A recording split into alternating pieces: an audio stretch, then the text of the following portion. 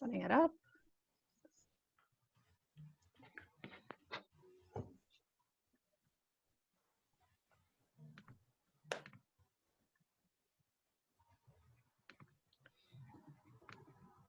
Okay, I think we're live. Hi, everyone.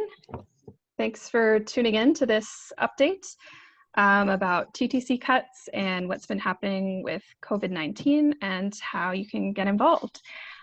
So I'm here with Michael and Austin from TTCriders. My name's Shelagh. And before we can begin, we're streaming here from Toronto. We just want to acknowledge that this is Indigenous land, and Toronto is part of the Dish with One Spoon territory. The Dish with One Spoon is a treaty between the Mississaugas, the Anishinaabe, Haudenosaunee to share the territory and protect the land. And it's really never been more important to reflect on our shared responsibilities to each other, to Indigenous peoples, and if we're able to support movements and emergency relief efforts directed to Indigenous peoples right now. So TTCriders is a membership-based group, and we support safe, accessible public transit for everyone. We're here today to talk about some of the service cuts to TTC, what they mean for you, and how you can get involved. So feel free to post comments in the chat, and we'll try to get to them later. And we're just going to start off by asking Austin, on May 10th, the TTC cut service by 15%. We want to ask you where the cuts are happening, what's happening on buses. Just walk us through what's going on. So hi everyone, my name is Austin Jeffrey, and I've been taking the TTC my entire life. Growing up, we never had a car, so I've just developed an interest in transit and how it works. So to address this point, I'm not going to literally give you a list of every single route that has been cut because we just don't have the time. So to access this information, I refer you to stevemonroe.ca. He has published a great article outlining where all of the cuts are on specific surface routes. So I just want to say that will be helpful to your specific routes. So I am located in Scarborough, and I'm going to talk a bit about my experience taking the TTC during COVID-19. So what I've been noticing is that buses are very crowded. And some operators are enforcing the drop-off only policy. And now that policy means that once the bus, I believe, has 10 to 15 people in it, in a regular standard bus, the bus driver will change the sign to say drop-off only. So a few routes in Scarborough that have been affected is 95 York Mills. So 95 York Mills actually is a main road. It runs through Ellesmere, Parkwoods Village Drive, and York Mills Road. And with this route, the TTC used to have 995 York Mills Express. So with a 995 York Mills Express and a 95A to Kingston Road, it means you would have got a bus coming about every 10 minutes, 9 to 10 minutes during the midday. Since we know that the TTC has suspended the express network completely, what's happened is that only the 95A is running. So that means you're waiting 20 minutes for a bus that runs along a main road. And that means that there's crowding. Another example of the service cut is the 57 Midland. Now I'm looking out the window, and before, the 57 used to run every 9 minutes in the PM afternoon rush hour. Now it's running every 14 minutes. And the problem with this, that I look out the window and I see all the buses that pass by me say drop off only. So what does that mean? As a customer, you're standing there waiting for a bus, and then you may not even be able to get on. So then you have to wait another 14 minutes to get on another bus. What if that bus comes and it's drop off only as well? You have to wait another 14 minutes. So as you know, we can practice our multiplication tables with these schedules because the cuts have left customers at the bus stops. Now what happened, so I've talked about York Mills with the express network being canceled. Another thing I wanted to mention about the express network is that it's very confusing because TTC has said that they've canceled the express network except for 900 Airport Express and 927 Highway 27 Express. This is a bit confusing because at Scarborough Town Center, I've seen 939A Finch Express buses, 939B Finch Express buses, but there's a big sign that says express network is canceled. So that leaves riders with confusion because they are running express buses, but the way that the operators sign on to the run it will show that it's an express bus, but it's actually not. The operators were advised to stop locally at every single stop. Now, certain routes like the 39A goes to Nielsen and Finch, but the express counterpart, so 939 Finch Express, 939A turns on McCowan and goes to Scarborough Town Center. So that's confusing because any express bus that you see currently running, it's not being tracked onto any TTC app or onto NextBus. So that poses confusion to riders. And talking about that, the TTC has a set of things called the run as directed. They have a set of buses, a large pool of buses that they will just send to any route that they deem is busy. So I know a few routes in Scarborough, like the 25 Don Mills and the 24 Victoria Park, has had a lot of run as directed buses being sent to those routes. The problem with that is that you can't track it. You have no idea when it's coming. It just kind of shows up. So you just wait at the bus stop and expect it to show up. So that's another issue. As well, last week actually, and Sheila, thank you for putting up this photo that I took. I was on the 54 Lawrence East bus, and now that's, again, Lawrence East is a main road. That's a very busy route. And we've seen overcrowding for years. But what I've noticed was that at Lawrence and Kennedy, there were 24 people on the bus. I counted 24. That, I don't know about you, but to me, that's not social distancing. So as you can tell, our routes are very crowded, especially since things are starting to reopen, people are starting to go back to work. We need the transit. We need to ensure social distancing is still relevant. It can happen with transit. In the 54, in this picture I took, what I recommend for all of you to do, if you're taking transit, please just take a picture, send it to TTC Riders. That is our proof. Like, this right here is our evidence that transit needs emergency funding now, because these riders, who are often marginalized people, are essential workers, are heroes. They deserve to be on transit and to feel safe and not to be crowded in a bus like this. So one thing you can do, I know it's kind of weird taking pictures of people in public.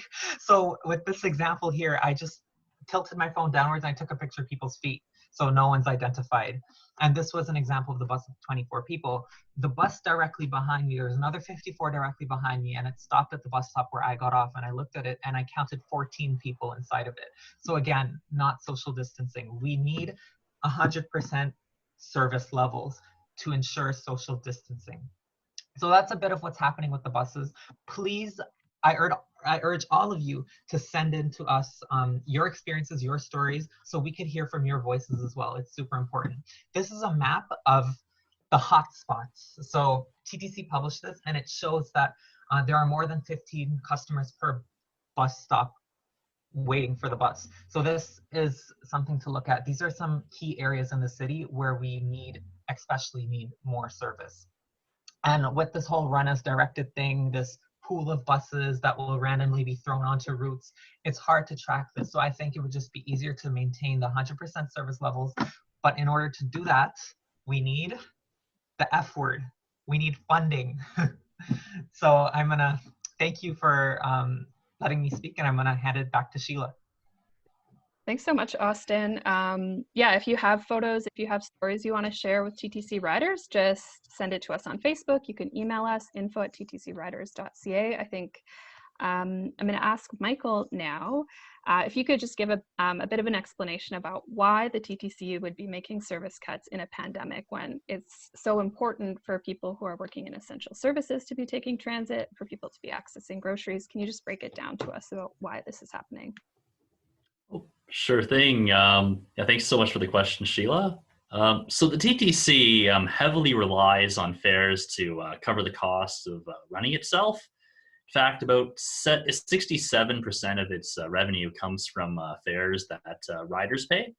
And I should point out that the TTC is actually one of the most farebox dependent and least subsidized transit systems in Canada and the United States, as you can see here in this graph from Code Red TO. They came up with a great report back in 2018, kind of comparing Toronto's transit systems to other ones in North America. So just getting back to the question at hand, due to the COVID-19 pandemic, ridership on the TTC has declined drastically. And for the most part, people are staying home if they can to prevent the spread of COVID-19. As a result, fare revenues have declined by about 86% since mid-March, based on a TTC staff report from earlier this month. This decline has led to a severe financial impact on the TTC, contributing to approximately $92 million hit for the transit agency each month. And it's important to note that there are people who still need to ride transit, such as workers who provide essential services, as we touched on earlier. And it's important that they and transit workers are safe. I mean, physical distancing is an essential aspect of preventing the spread of COVID-19. And to provide adequate physical distancing, we have to make sure that there is enough service, enough vehicles to serve transit riders on the routes that they ride on. So here's actually a graphic that demonstrates how physical distancing on a typical non-articulated bus, this is usually one of the new Nova bus models they've been putting in over the last few years. This kind of shows how physical distancing on it should look like. Essentially, once it reaches about 30% of its capacity, the TTC actually needs to run about 100% of its service to ensure that adequate physical distancing takes place. So essentially, for every bus that would be full, at 100% of its capacity, we'd actually need 3 or 4 buses to help keep riders and transit workers safe.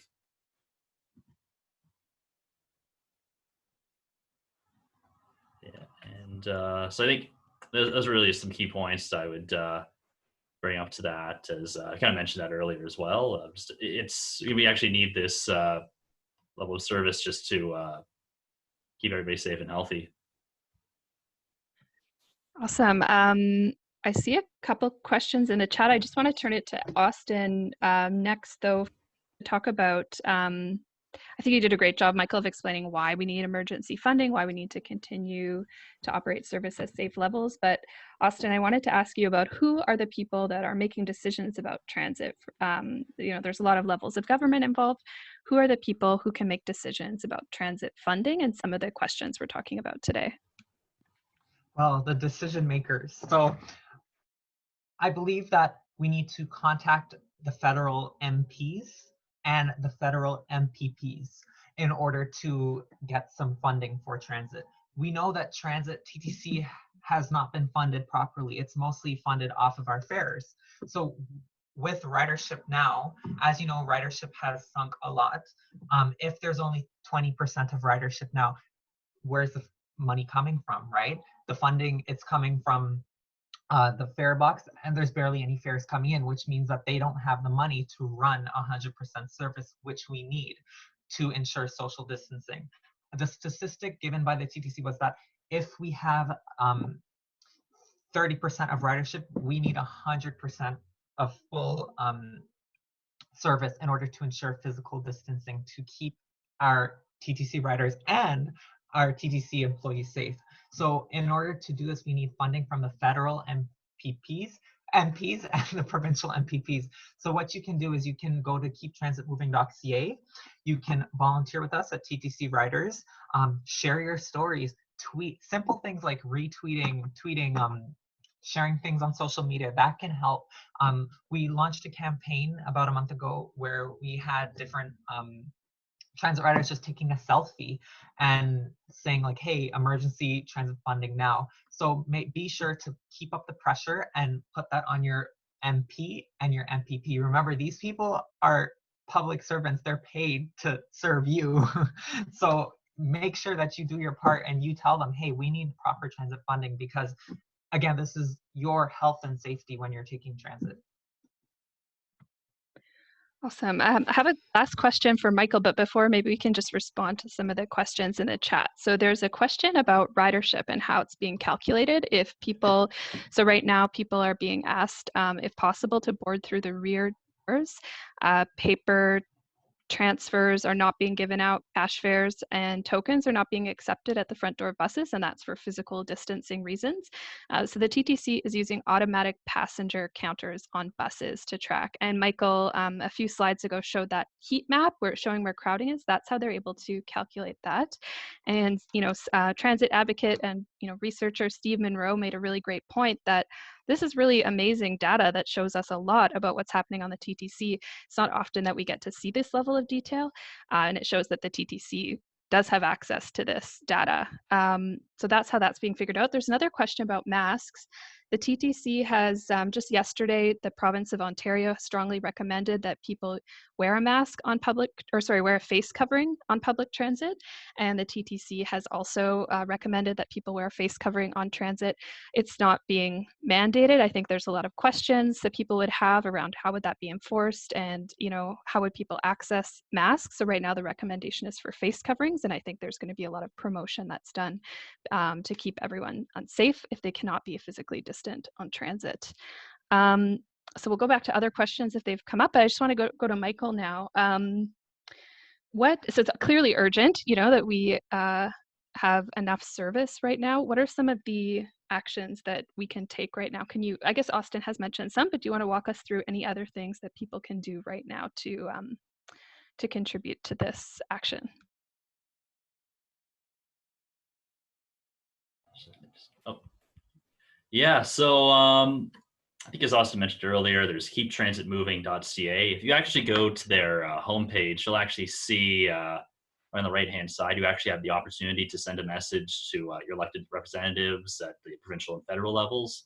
And also, too, you also have an option to send it as well to cabinet members at both the provincial and federal level as well to really kind of advocate for getting a TTC and other public transit systems, in this province and country, emergency funding.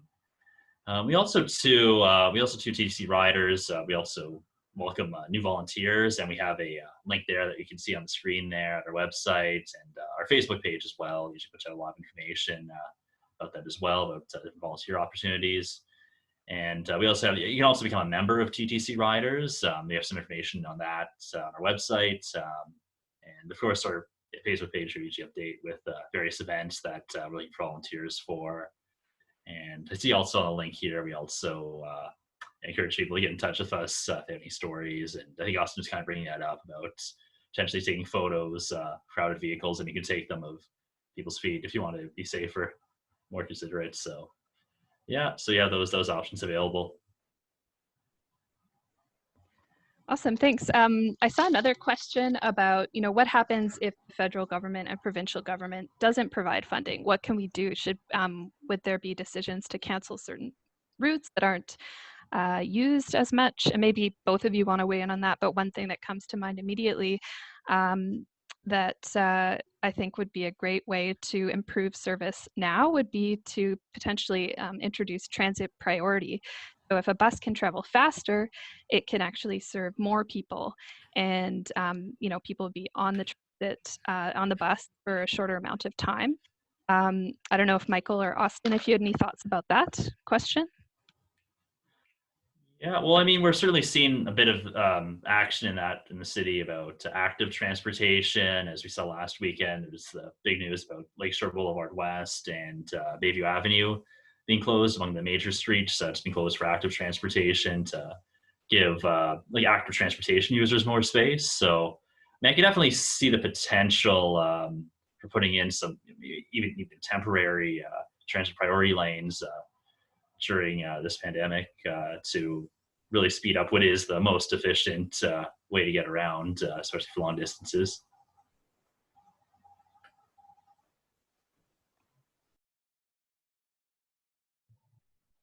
Sorry, I just missed the question because I just had a bit of technical errors. No problem.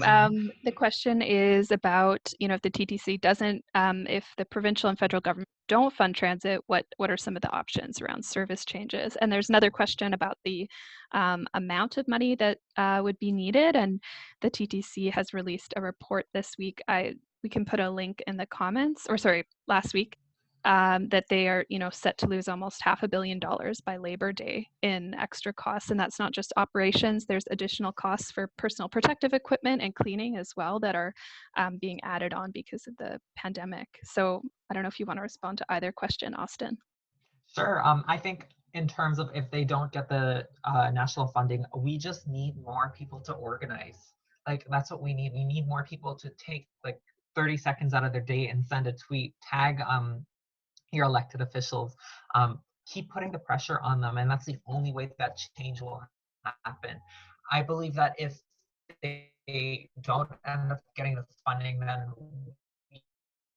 we need to have a serious talk with the TTC, like the TTC customer service, and saying, hey, like this route in particular needs buses, put it here. Because I know there are some routes that aren't as busy. Like, for example, I'll give a good example of the 134C, Progress to Centennial College. Like, students aren't currently going to college now, but maybe TTC can look into that route, maybe redeploying the buses from that route onto a busier route like York Mills or not Lawrence. It's not in the same division. Finch, York Mills, Steeles.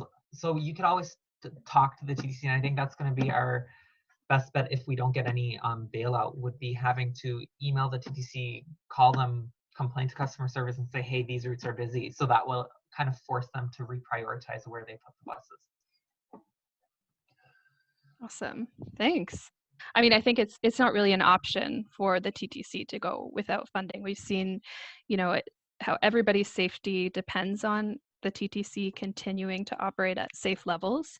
It's essential. There was a really great survey that was done by Dr. Matt Palm and Dr. Stephen Farber at the U of T recently that they interviewed people who are still using transit, and 43% of the people who filled out the survey said the most important that they take on transit is to the grocery store. So it's not an option for transit to be cut further.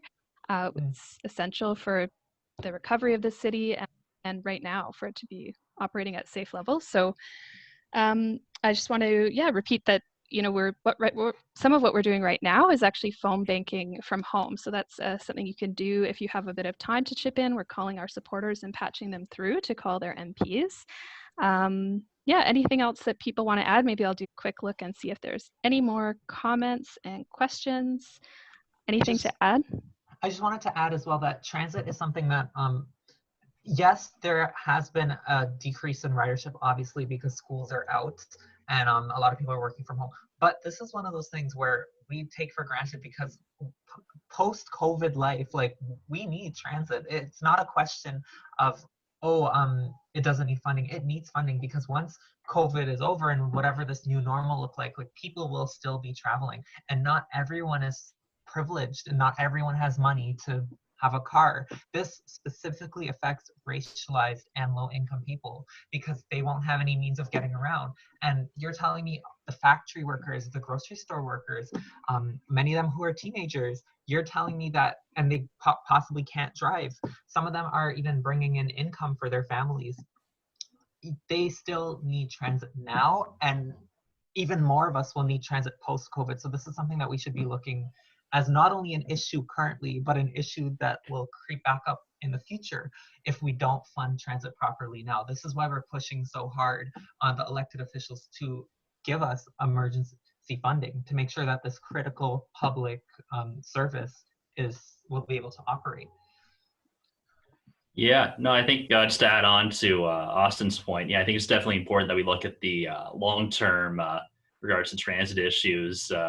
There's actually some great graphs that Nate, who's kind of involved with our organization, he made, I think, last month. They kind of give a nice historical perspective on funding the TTC and just how it's, in a lot of ways, it's actually become more fare box dependent over the years, and the fares actually gone up if you actually compare it, if you factor in inflation to what they were years and decades ago.